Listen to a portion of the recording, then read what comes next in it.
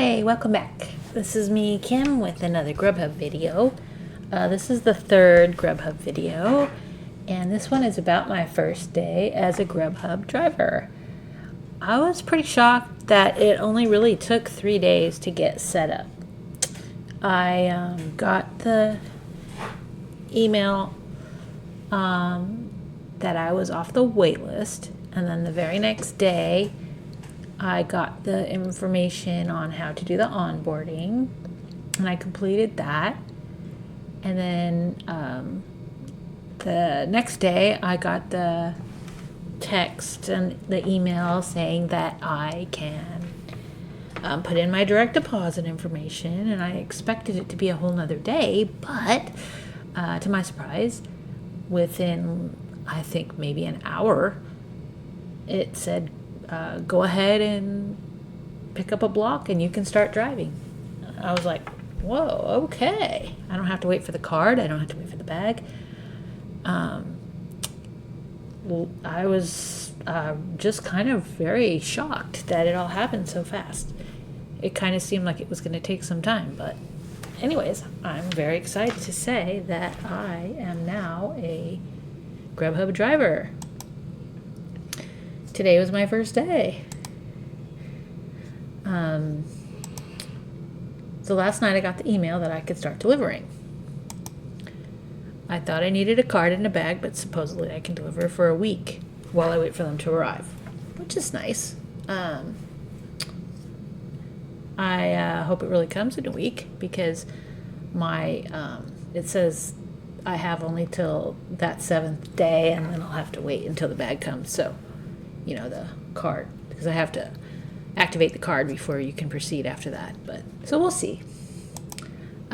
So anyways, I logged in, and the app is I wouldn't say it's user friendly, but it wasn't difficult. There was a lot in there, and a lot in there that you probably don't really need, but it was pretty straightforward. I went into the scheduling little tab, and I was able to grab a block for this morning. They had 9 to 10:30 a.m. available, so I went ahead and grabbed it. It seems kind of short, an hour and a half. I usually do longer shifts than that. I am currently a DoorDash driver, so an hour and a half doesn't seem like a very long time to be delivering, but I grabbed it anyways. And one thing I wanted to say that I saw referenced a few times in the onboarding information is that you should not accept a block that you're not entirely sure you're going to be able to deliver through the whole thing. So I guess maybe you get penalized if you don't do it, or I don't really know if you get penalized if you delete it or if you just don't show up. I need to read a little bit more about that, but anyways, I did grab that block and I fully intend to do it. So the Grubhub delivery slots are called blocks, which is just another word, but I just, like DoorDash, I call them my shift, but anyways, it's just called a block. And like I said, they look like they're an hour and a half long. So I am not sure how the scheduling works. There doesn't seem to be many blocks available in my area. I went through the whole week and looked. There were some very, very early morning ones, like 4:30 in the morning, or just a random morning shifts, and there was nothing at night except for one Friday night one. So I grabbed that one. I think it was like 5 to 6:30 or something. So I have the one this morning and then one on Friday, and that's really all I could get. All the other ones were at times where I'm either at work or too early in the morning. I don't even know what's open that early. I don't think there's anything open that early. Maybe 7-Eleven or something. So I hope that this doesn't become a thing where you only get 1 or 2 blocks a week. Anyways, we'll see how, as time goes on, see how that works. So the only shift that was available was that one that for the morning, so 9 to 10:30. So I'm hoping there'll be more blocks available. I know I'm coming late to the game here. I don't know how, like DoorDash, it's the week prior, so they come out, rolling as each day goes on, a new day gets added. I'm hoping that that's how Grubhub will work, and now that I'm in the rotation, maybe I'll be able to get some easier. I don't know. We'll see how it goes. So I gassed up my car and got ready to go. My block started at 9, so I logged in about 5 minutes early and switched my availability to start searching for offers. I drove to an area where I knew that the restaurant served breakfast. And there's a few in that one little area, so I thought, oh, this would be a good spot. I looked on the map, and it was red in that area, so. But I waited and waited and waited. About 20 minutes after 9, I finally got one. It popped up. It was Jack in the Box. $13.10. And it wasn't going too far. Probably, by looking at the map, I guess it was probably 4 or 5 miles from Jack in the Box. So that's not too bad. So I went ahead and took it. Okay, so this is kind of what the screen looked like. So I didn't get a screen capture of the actual offer at the beginning before I accepted it. I was so excited. I just clicked accept. But basically then it goes to this page where it says I'm going to pick up from Jack in the Box and deliver it to Larry. And then the next little screen, so it gives me the address and a little map. It tells me to go directly to the restaurant, and then it tells you some information about that restaurant, and then you click arrive when you get there. And right as I pulled in, it said that his order has been ready. It's ready for pickup. So that was perfect. So then I went inside to grab his order. Something I noticed. This person added some details to the delivery instructions. They wanted extra condiment, they wanted to switch their drink flavors, etc. I did not see that information until it's already on the way to their house. I texted them and apologized that I was unable to see their notes until it was too late. And hopefully they weren't upset about that.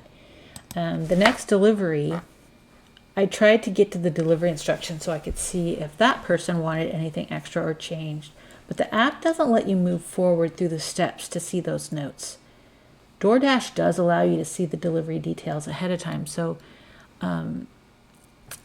Grubhub kind of forces you to go in order of their steps on their pages, which is great, actually. I think it makes it easy, but when someone puts something in the delivery instructions that's really meant for the restaurant to make some changes or give them extra sauce or whatever, by the time you see it, it's too late. And I am not sure how Grubhub treats the order. So if I'm 10 minutes after I've already left the restaurant, if I'm going to go back and get these things changed or fixed, then I'm going to be late dropping the food off. I don't know if that counts against you. I don't know how it works. I'm not sure how strict they are on the times and how long you have to do each step. I need a little more experience with that, I think. I felt really, I don't know if sad's the right word, but I started off on a bad foot. I'm like, oh my God, I'm already making these people unhappy because they didn't get what they wanted. But I did text them and apologize, and so hopefully that helped.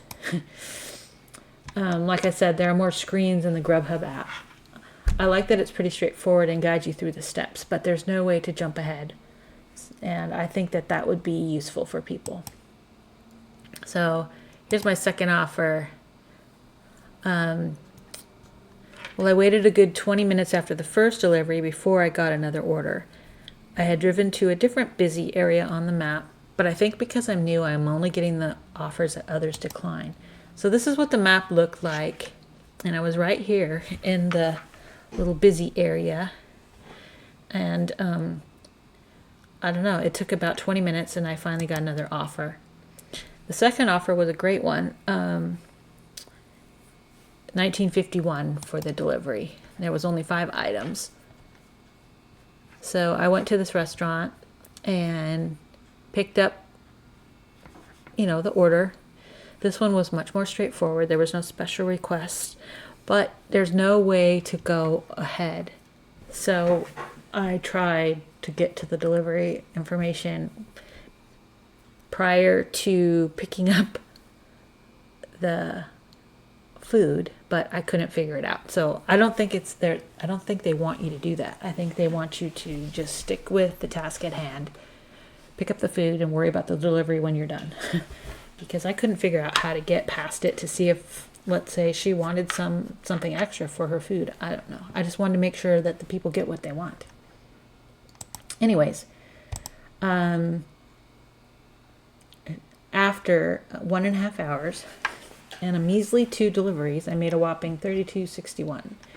That's $21.74 an hour, which is not very good. The offers themselves were good, but I only got 2 during the whole block and spent a lot of time waiting around. Probably half the time, I would say, because I waited about 20 minutes before I got my first one, and then another 15 or 20 minutes before I got the second one. And I don't know, I finished and there was like about 15 minutes before it was over, but I never got another one after that. So I wasted a lot of time waiting where I would have rather been delivering. But that just could have been today, or it could have been just because I was so low on the totem pole that the other drivers took all the other orders. I'm going to try Grubhub again during a more busy time to see how it goes. Like I mentioned earlier, I did get a block on Friday. I think it was 5 to 6:30 p.m. or something like that. So hopefully that will be a busier time and I'll get more offers. So the jury is out. I just told you this. We'll see how it goes next Friday. See how that block goes. I do like how you know exactly what you'll earn up front. With DoorDash, it's hard to tell because sometimes there's extra tips in there that they don't tell you about. So, it could say $10.25 for this order, but then you'll end up getting $14 or something. When I went out the other day, it was amazing. I think it said $9 or $9.50. I don't remember exactly what it said. But the person gave me like $18 tip. Anyways, it ended up being like a $25 order. It was like, wow, that was great. So that was a huge difference. There's not usually such a gigantic difference between the offer they show you and what you actually get. That one was pretty, that was a big difference. But anyways, with Grubhub, you know exactly what you're getting up front. It kind of takes some of the fun away, but you know what you're doing. You're not going to be disappointed if you take an offer that, let's say it says it's $10 and the person ordered like $120 worth of food or something. You think, oh, wow, they're going to give me more. And then you don't get more. So this way you know exactly what you're getting. It's a little harder to tell how far you're going to go to deliver. Now, I am only delivering in the area where I live, so I do know how far things are. But it doesn't really tell you, oh, you're going to go 6 miles or anything like that. So you just see the little map. So that makes it a little bit harder, where DoorDash will tell you how many miles it is. And like I said, the app doesn't let you go forward steps, so you don't know what's coming on the upcoming screens, which, I don't know. I'd like to be able to see any notes that the person has left in the delivery notes area, just because it might pertain to their order and not necessarily pertain only to the delivery. But anyhow, so this is what I earned. $32.61. So the delivery pay was $18.61. I am not sure how Grubhub comes up with this amount, but I had $14 in tips, and the Grubhub contribution I'm not sure if that changes. I did not look at it again after, so I'm gonna look right now. Hold on one second. That's there. No, it still looks like it's the same amount, so nothing else was added. I'm not sure what goes there and what that would be for. My acceptance rate was 100% and bonus pay was 0. Well, it was a summary of my 2 offers today, and I worked for an hour and a half exactly. It was fun. It's exactly, the process is the same as DoorDash, which I enjoy. Take an offer, go pick up the food, deliver the food, and then leave. Now, Grubhub does not ask you to take pictures of the delivery, but I have a timestamp camera app that I use, so I do that at the end of every delivery, and I keep that for a while. And that way, if anyone ever says that I did not deliver their food, I'll have a picture of it with the timestamp and the address and everything on it.